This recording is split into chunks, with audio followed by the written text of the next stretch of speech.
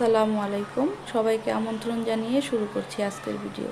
আজকে আমি আপনাদেরকে শীতের সবজি লাউয়ের সিল্কা, গাজর, আলু দিয়ে ভাজি রান্না করে দেখাবো, সাথে ডিম দিয়ে। ভাজিটা এত মজা হয়, রান্না করে অবশ্যই খেয়ে দেখবেন, আপনাদের কাছে আশা করি ভালো লাগবে। তো প্রথমে আমি ভাজি করার জন্য সবজিগুলোকে আগে সিদ্ধ করে নিয়েছি, এখন আমি বাগার দিয়ে নিব। ওইখানে আমি পেঁয়াজ বেশ কিছুক্ষণ ধরে কাঁচা মশলা দিয়ে ভাজা ভাজা করেছি। এখন আমি সবজিগুলো ঢেলে দিচ্ছি। সবজি আর পেঁয়াজ অনেকক্ষণ ধরে ভাজা ভাজা করব। সবজিটা খেতে কিন্তু ভীষণ ভালো লাগে। যারা খেয়েছেন তারা জানেন, আর যারা খাননি তারা রান্না করে খেয়ে দেখবেন, ইনশাল্লাহ আপনাদের কাছে ভালো লাগবে।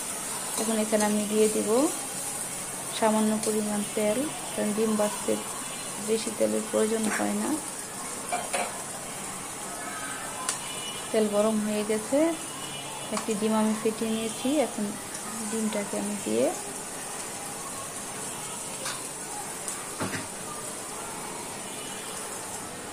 সবজির সাথে ভাজা ভাজা করে নিব।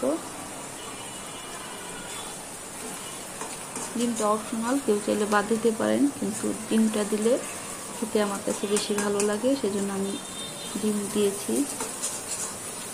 বেশ কিছুক্ষণ ধরে আমি ভাজা ভাজা করে নিব।